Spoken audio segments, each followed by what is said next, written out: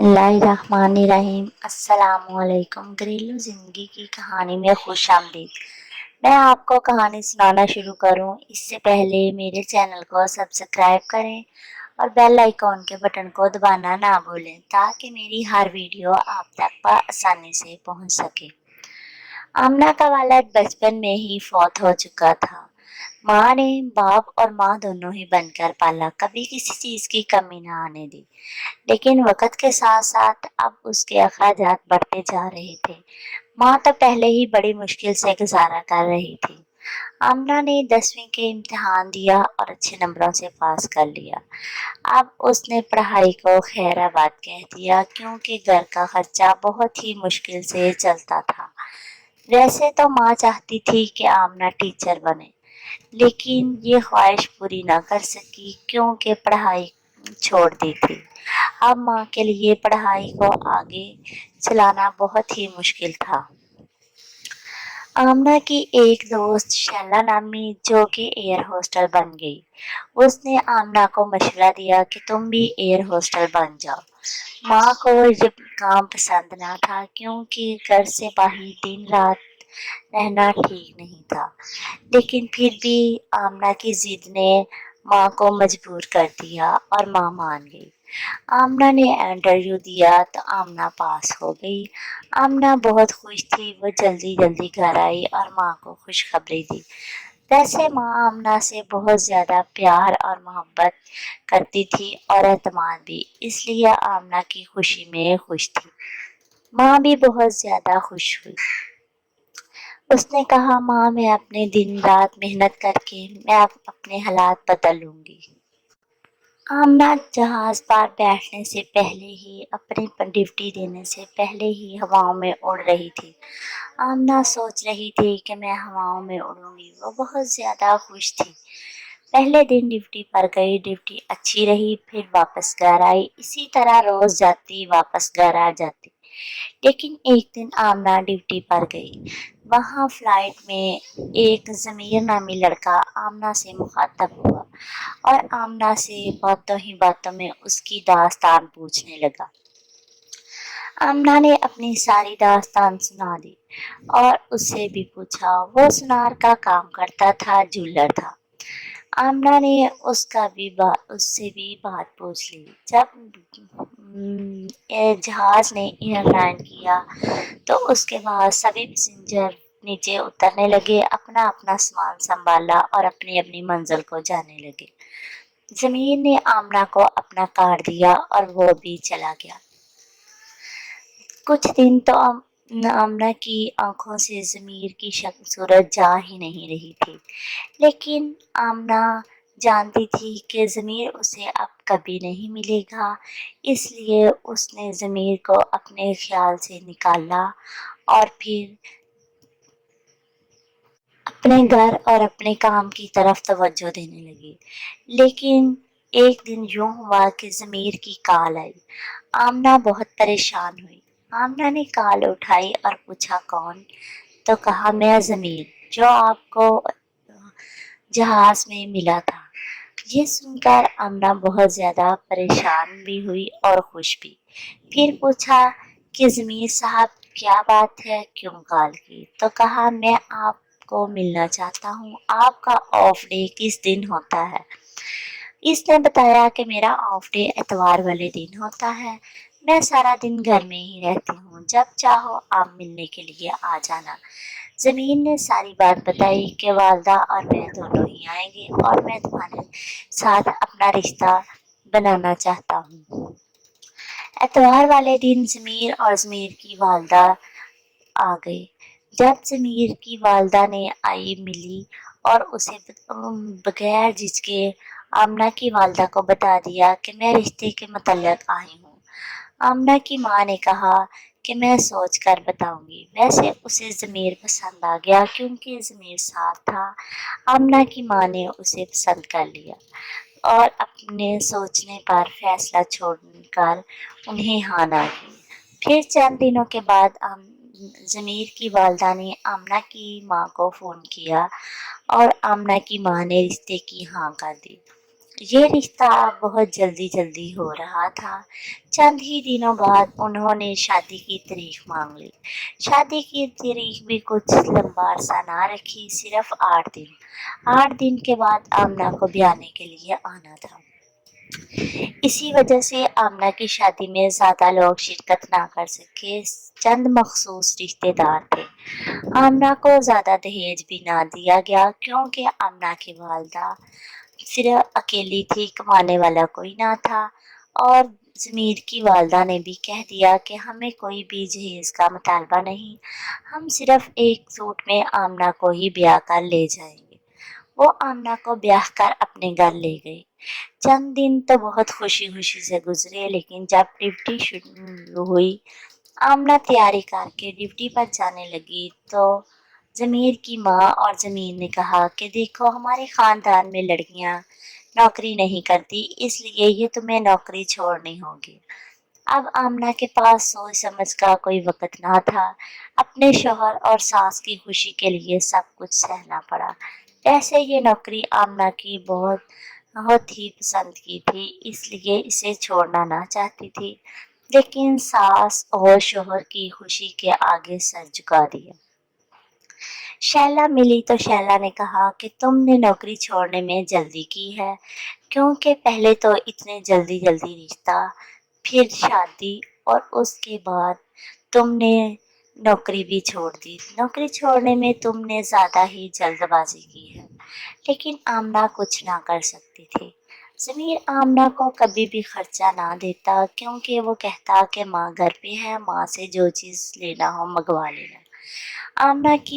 ضمیر کی ماں آمنہ کو ہر چیز منگوا کے دیتی۔ اگر آمنہ کوئی چیز کہتی تو اسے فوراً ہی منگوا کے دے دیتی، کبھی انکار نہ کرتی۔ لیکن آمنہ کو اچھا نہ لگتا کہ ضمیر کی والدہ سے ہر چیز مانگے۔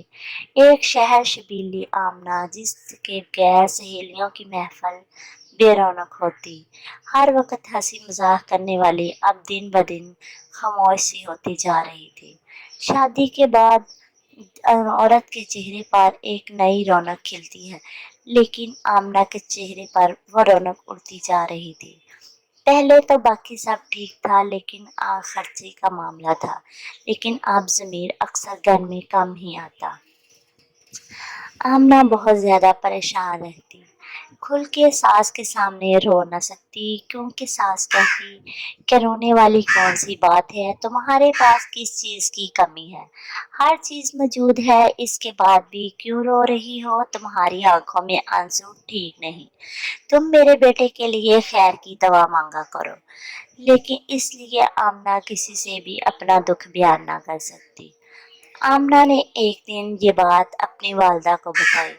والدہ نے اپنے بھائی یعنی آمنہ کے ماموں کو بھیجا تو پتہ چلا کہ وہ دکان پر ہی رہتا ہے، کیونکہ کام بہت زیادہ ہے۔ آمنہ کی ماں نے کہا کہ تم دکان پر چلے جاؤ۔ آمنہ کی شادی کو 1 سال ہو چکا تھا۔ آمنہ کا ایک بیٹا تھا، اس کی طبیعت ٹھیک نہ رہتی تھی، بخار بہت زیادہ تھا، اس لیے ماں کے کہنے پر اپنے شوہر کی دکان پر چلی گئی۔ ایک تو بچے کی پریشانی اور دوسرا ماں نے بار بار التجا کی، تو دونوں ماں بیٹی اپنے بیٹے شوہر کی دکان پر چلی گئی۔ ضمیر کی دکان پر پہنچی تو آمنہ ذرا ڈر رہی تھی، کیونکہ ضمیر نے بہت ہی سختی سے منع کیا تھا کہ تم میری دکان پر کبھی نہ آنا۔ آمنہ گئی تو پتہ چلا کہ وہ دکان پر نہیں ہے، لیکن تھوڑی ہی دیر میں آ جائے گا۔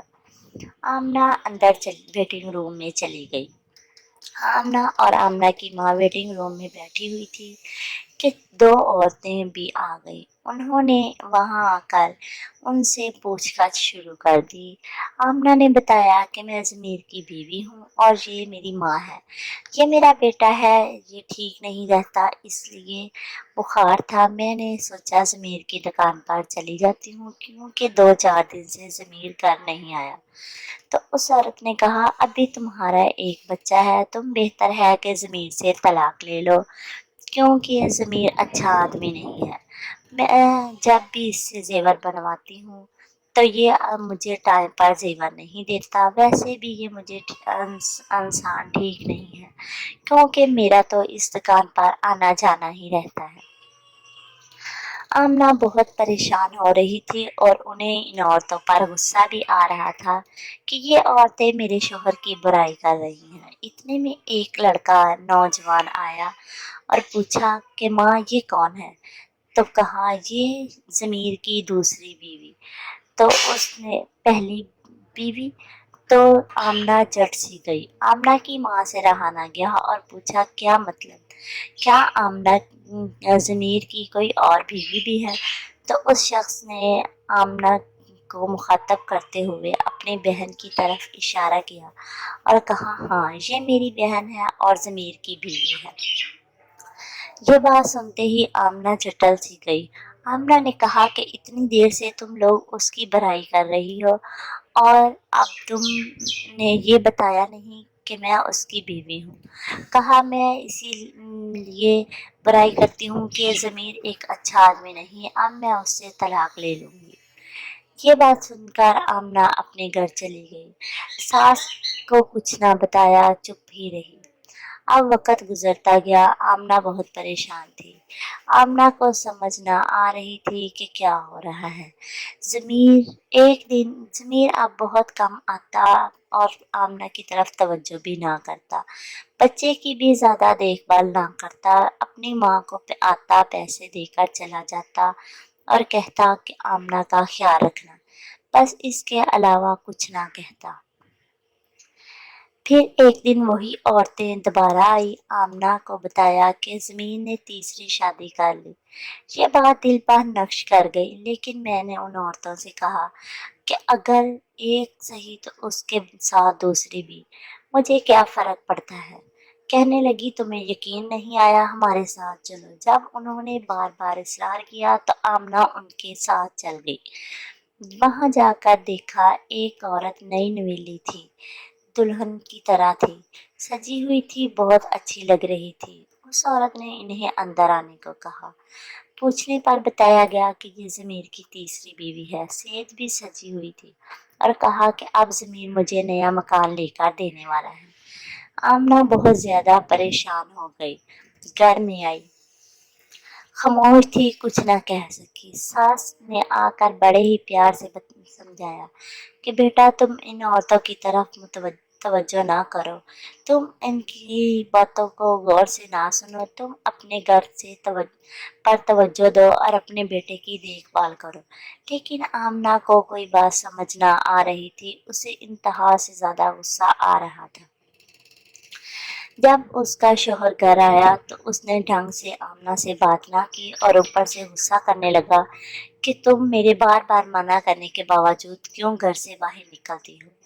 آمنہ نے کہا گھر سے باہر نکلنا میری مجبوری ہے کیونکہ تم گھر میں نہیں آتے۔ کیا چاہتی ہو؟ آمنہ سے بہت ہی غصے سے پوچھا۔ آمنہ نے کہا جو تم چاہتے ہو۔ اس نے کہا میں تم سے علیحدگی اختیار کر لوں گا۔ آمنہ نے بڑے ہی غصے سے کہا میں کون سا تمہارے ساتھ رنگ رلیاں منا رہی ہوں؟ میں کون سا میلہ دیکھنے جاتی ہوں یا میں کون سا تمہارے ساتھ بہت زیادہ خوش ہوں؟ تم مجھے چھوڑ دو، میں پھر خوش رہوں گی۔ اتنی بات کہی تھی کہ ضمیر نے جٹ سے 3 طلاقیں دے دی اور کہا یہ لو، یہ شوق پورا کرو، میں نے تمہیں طلاق دے دی۔ اس کی ساس بھاگ کر آئی اور کہا کہ پگلی تم نے غیر عورتوں کے پیچھے لگ کے اپنا گھر برباد کر لیا۔ میں نے منع بھی کیا تھا کہ ان عورتوں کی طرف توجہ نہ کریں کیونکہ ضمیر کی کوئی بھی دوسری بیوی نہیں، وہ عورتیں بازاری تھی، اس لیے وہ تمہیں بھڑکا رہی تھی۔ انہوں نے تمہارا گھر خراب کرنا تھا، وہ کر دیا، اور تم نے بھی ان کے پیچھے لگ گئی اور اپنا گھر برباد کر لیا۔ لیکن تمہاری سمجھ میں نہیں آیا کہ اگر کوئی عورت اس کی بیوی ہوتی تو وہ میرے پاس چھوڑتا۔ وہ تو بازاری عورتیں تھیں، تم اس کی بیوی تھی، وہ تم سے ہی پیار کرتا تھا، اس لیے اس نے تمہیں اپنی ماں کے پاس چھوڑا ہوا تھا، لیکن اب کچھ نہیں ہو سکتا۔ آمنہ کی ساس نے اسے اچھا خاصا سامان دیا اور کہا کہ بیٹا اب تم اس گھر سے جا سکتی ہو، تمہارا اس گھر سے کوئی تعلق نہیں رہا۔ آمنہ اس گھر سے چلی گئی۔ جانے کے بعد چند سال بعد والدہ فوت ہو گئی۔ اب بچہ اکیلا ہے، ماں ہے، بچہ بہت چھوٹا ہے، اس کی دیکھ بھال کرنا، اس کی پرورش کرنا بہت مشکل ہے۔ ایک نوجوان لڑکی کے لیے یہ سب کچھ برداشت کرنا بہت مشکل ہوتا ہے۔ میں اپنی سب بہنوں سے ریکویسٹ کرتی ہوں کہ کسی غیر عورت یا بازاری عورت کے پیچھے لگ کر اپنا گھر خراب نہ کرے۔ آپ کا شوہر آپ کا ہی رہتا ہے، چند دنوں کے لیے اگر بڑک بھی جائے تو آخر ایک نہ ایک دن وہ تمہارے پاس پلٹ کر آ جائے گا۔ اگر آپ کے پاس بھی کوئی کہانی ہو تو پلیز مجھے شیئر کریں، کمنٹ کریں تاکہ میں اپنی کہانی اپنی کہانیوں میں شامل کر سکوں۔ میری کہانی سننے کا شکریہ، ملیں گے نئی کہانی میں۔ اللہ حافظ۔